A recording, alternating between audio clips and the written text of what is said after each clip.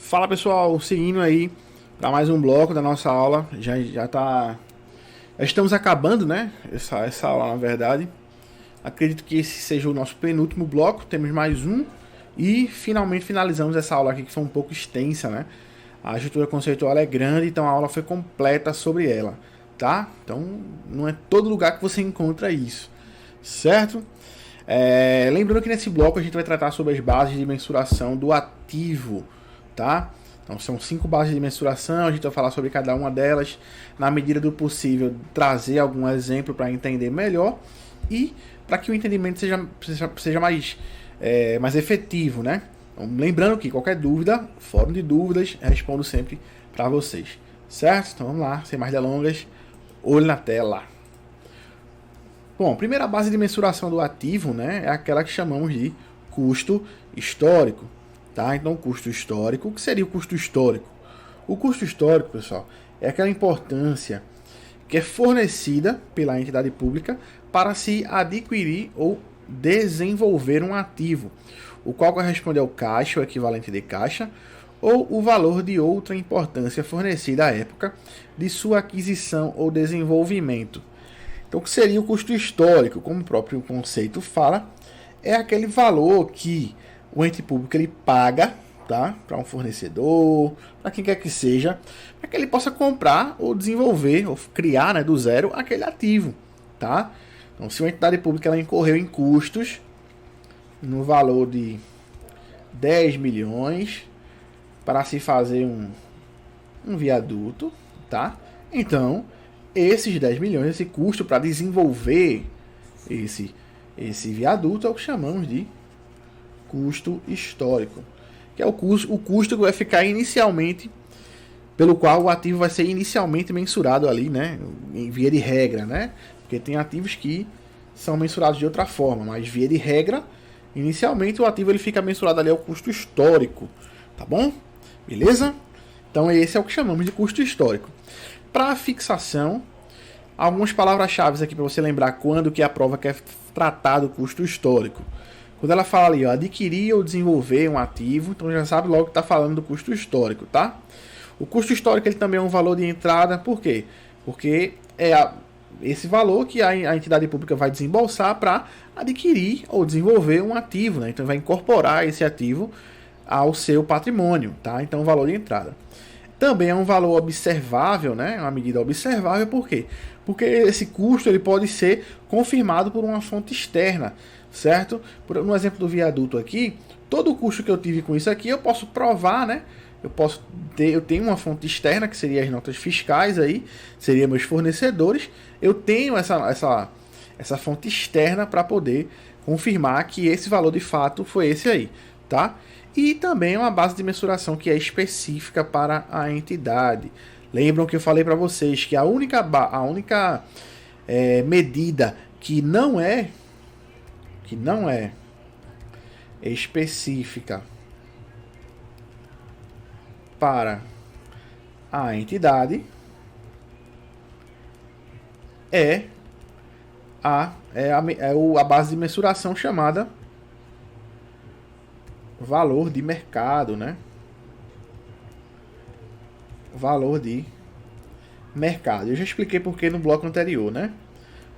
É o valor de mercado. É a única base de mensuração que não é específica para a entidade. Ela é uma base geral para todas as entidades, tá? O mesmo valor que é para a entidade A é para a entidade B, tá? Já aqui não. Aqui pode-se haver aí o fornecedor pode observar as especificidades daquele ente público e assim por diante, tá bom? Bom, falei do custo histórico, né, em relação às bases de mensuração do ativo, mas também temos algumas mensurações a valor corrente, que também são bases de mensuração do ativo. São elas: valor de mercado, custo de reposição ou substituição, preço líquido de venda e valor em uso, tá? Então, basicamente, o custo histórico é aquele valor no momento da transação, né? No momento da transação, tá? Transação. No momento da transação. Já esses valores, essas mensurações a valor corrente, geralmente ali são vistos na data, tá? Na data das demonstrações contábeis, tá? Então não é uma regra, isso acontece muito na prática, tá?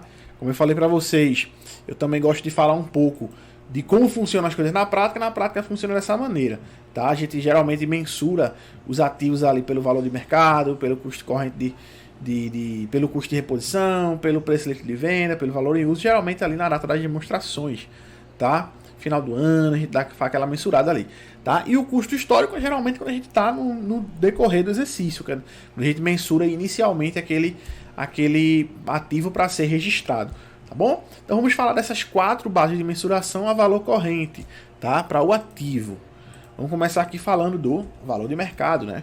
O valor de mercado é aquele montante pelo qual o ativo ele pode ser trocado, né, entre partes cientes e dispostas em transação sobre condições normais de mercado, tá? Então, para se utilizar o valor de mercado, a gente precisa ter ali algumas condições que são normais de mercado, tá?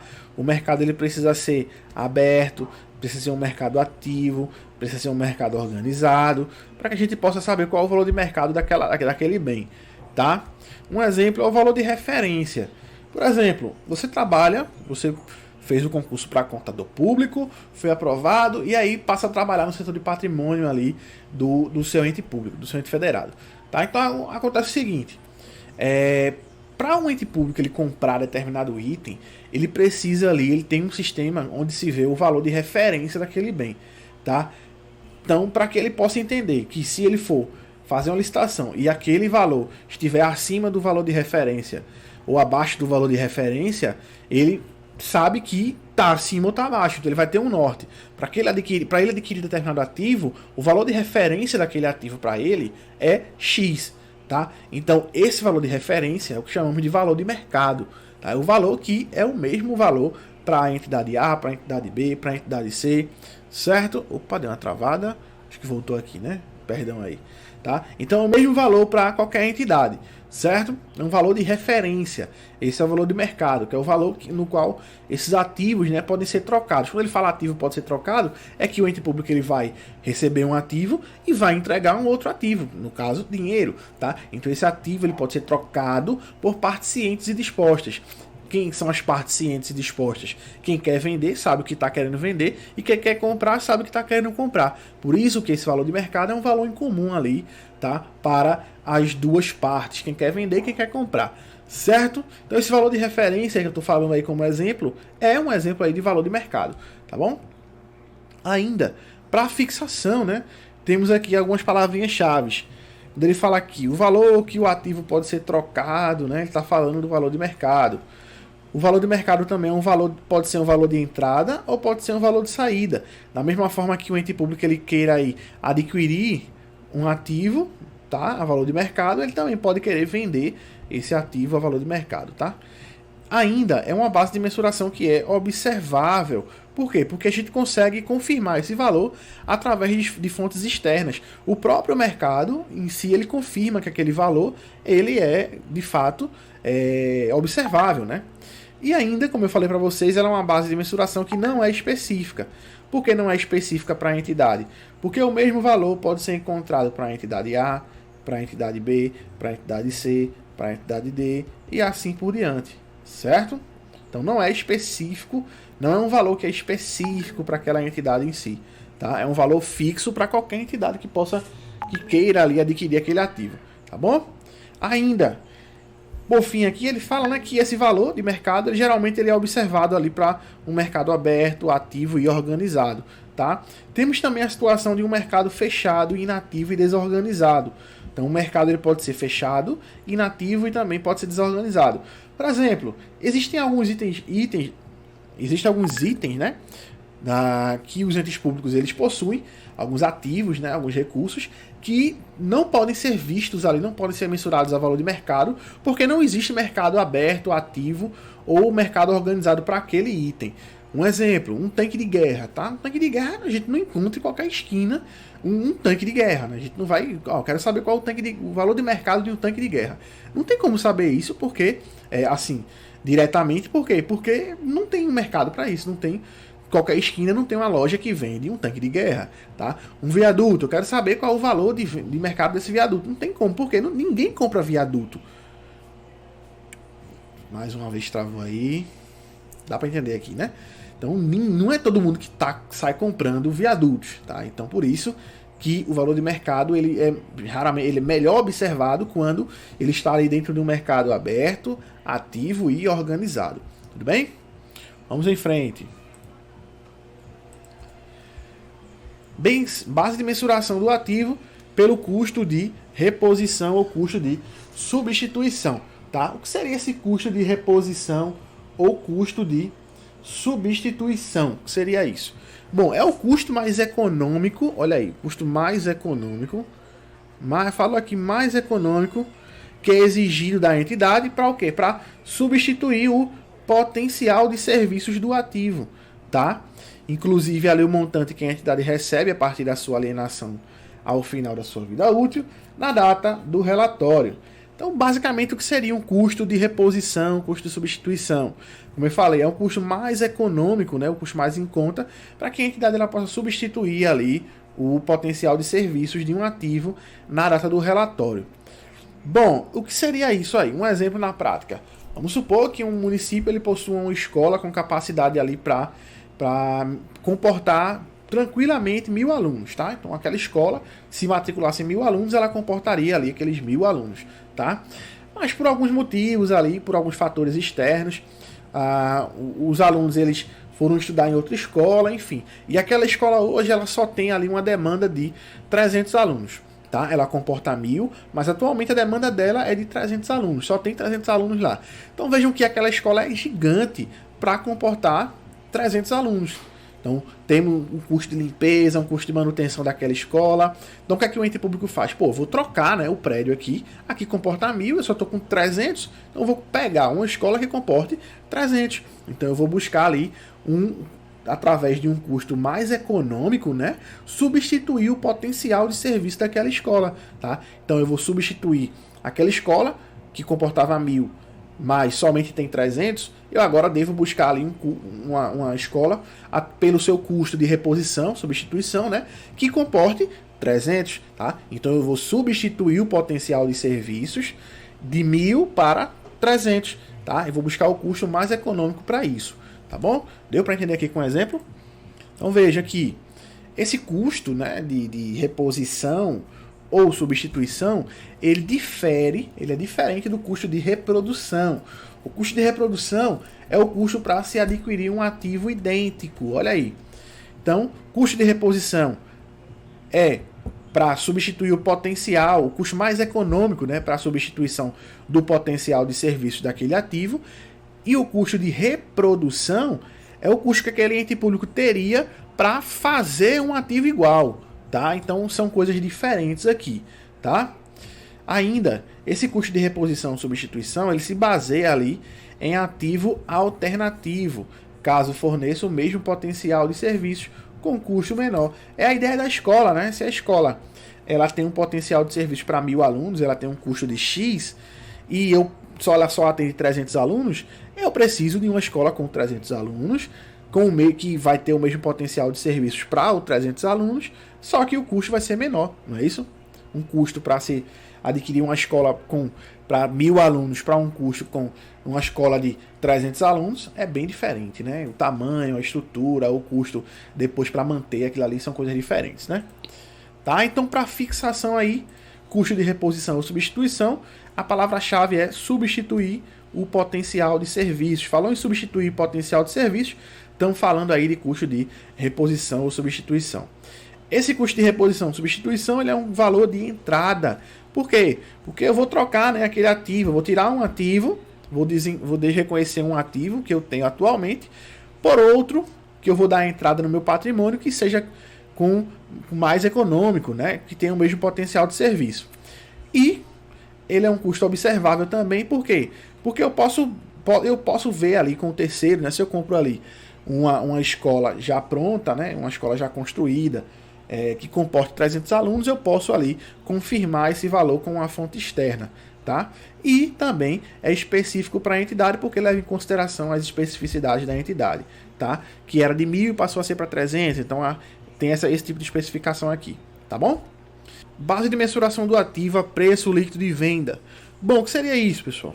É um montante, né, que a entidade pode obter com a venda do ativo após deduzir os gastos para a venda, tá? Então aqui é simples, né? Por exemplo, uma entidade ela quer vender ali 5 computadores, certo? Cada um pelo valor de 2.000. Ou seja, se eu vou vender 5, então eu espero vender aí esses computadores pelo valor de 10 mil reais, tá? Suponhamos que a venda foi fechada e que a entidade pública precise entregar esses computadores à pessoa que comprou, né? Então, ela incorre ali no que chamamos de num gasto ali, né, com frete no valor de 500 reais, tá? Ou seja, o valor que eu espero obter com a venda é de 10 mil reais. Só que eu tive um gasto para efetuar essa venda com frete, né? Para entregar esses computadores no valor de 500 reais.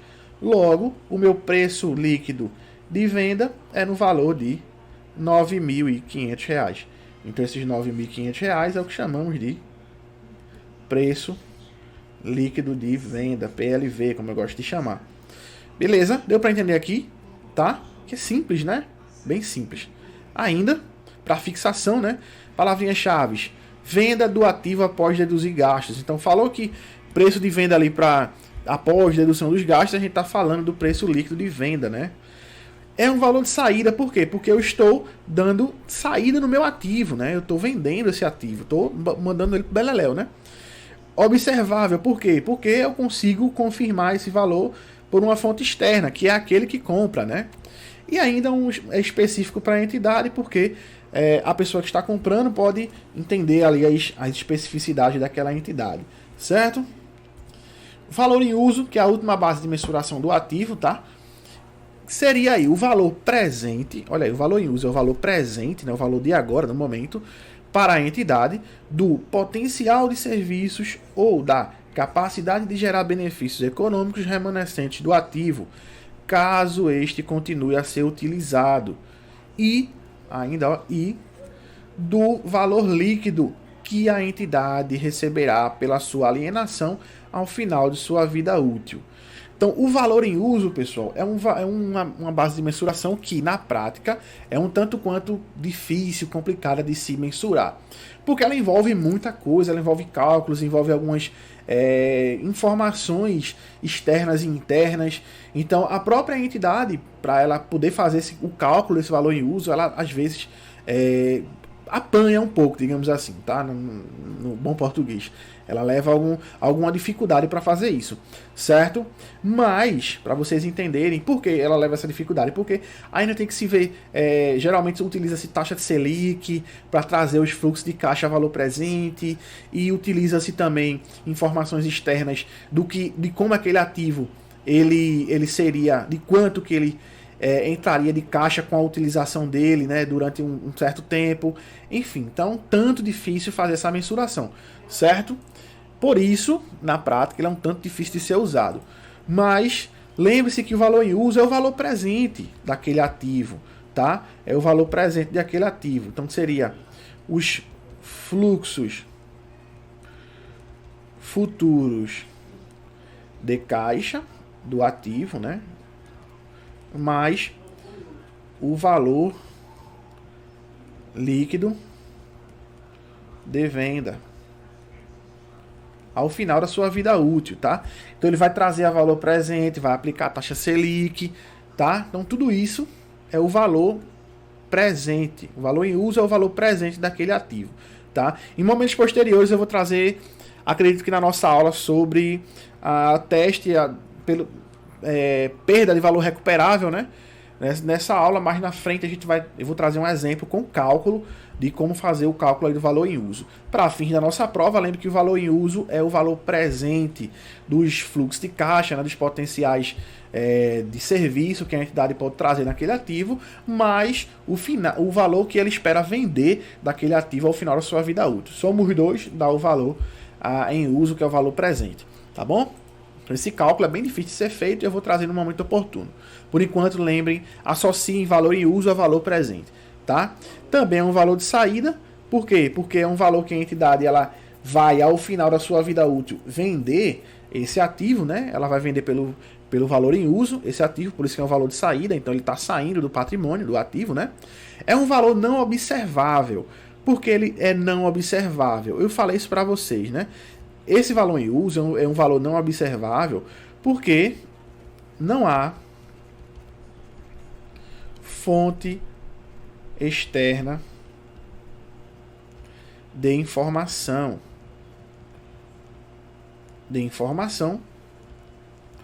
Para confirmar, não há um terceiro para confirmar e dizer, ó, realmente é certinho isso aí, tá tudo ok.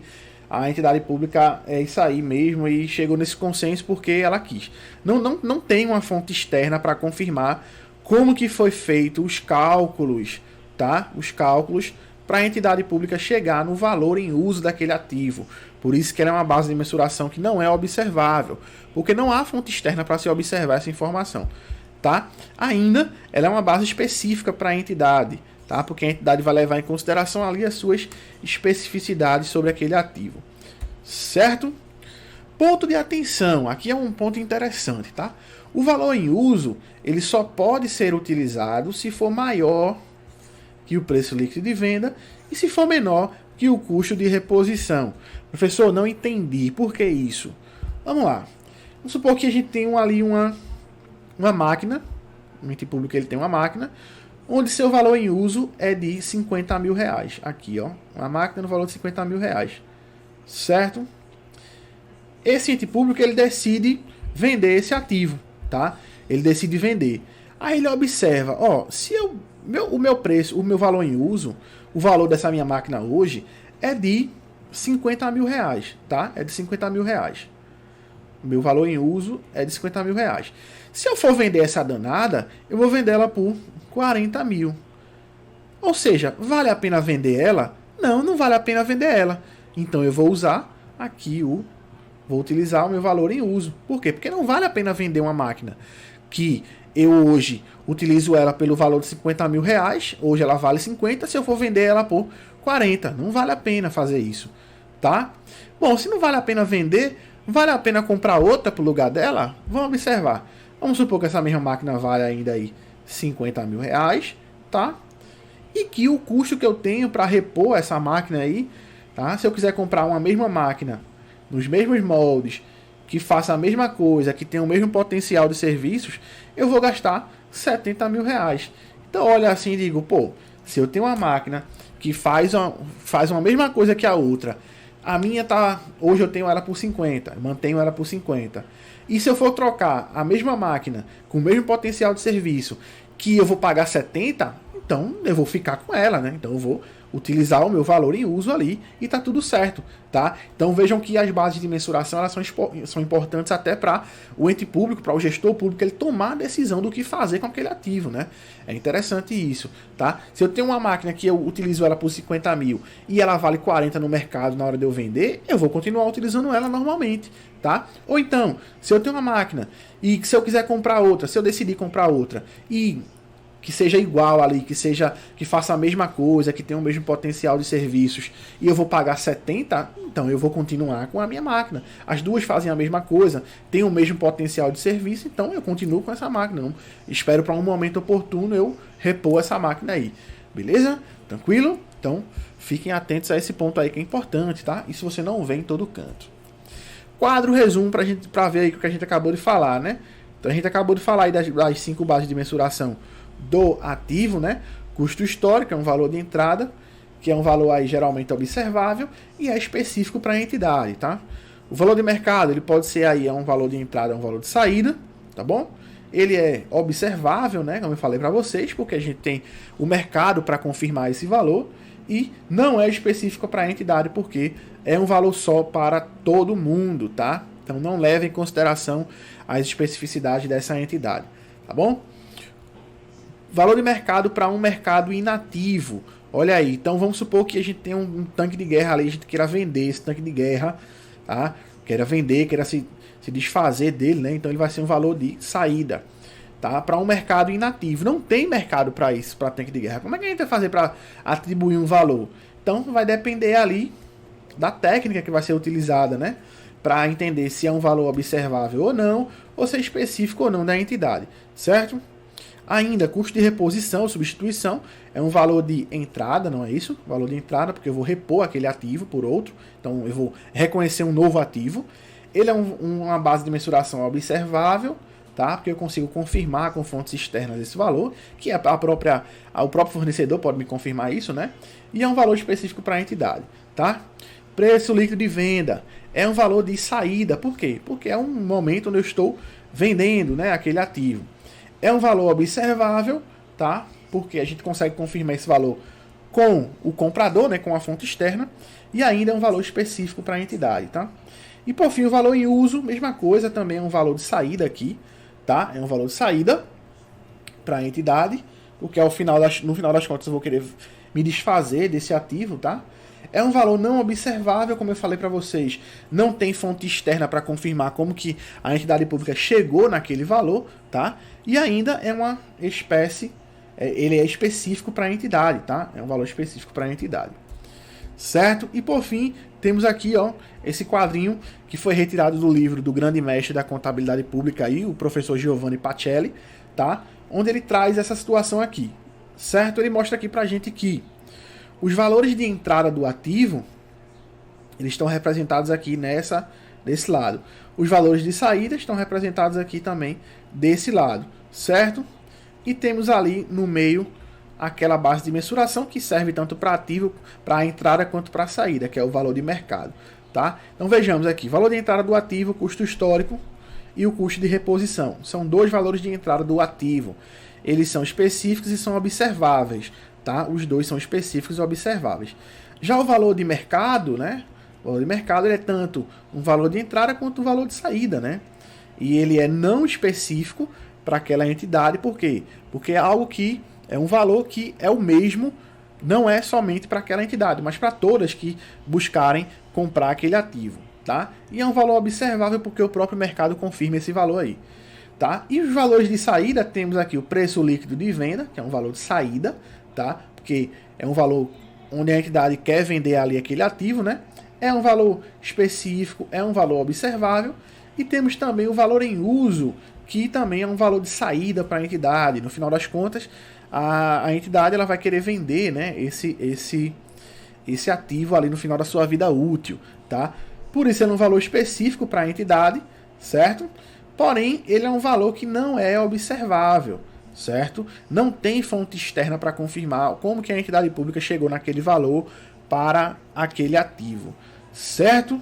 Então pronto, então fechamos aqui o nosso bloco sobre as bases de mensuração do ativo, espero que vocês tenham entendido, e vamos para o nosso último bloco com as bases de mensuração do passivo. Na verdade, último bloco, não, temos mais dois. Mais um com a base de mensuração do passivo e um outro somente com questões sobre as bases de mensuração.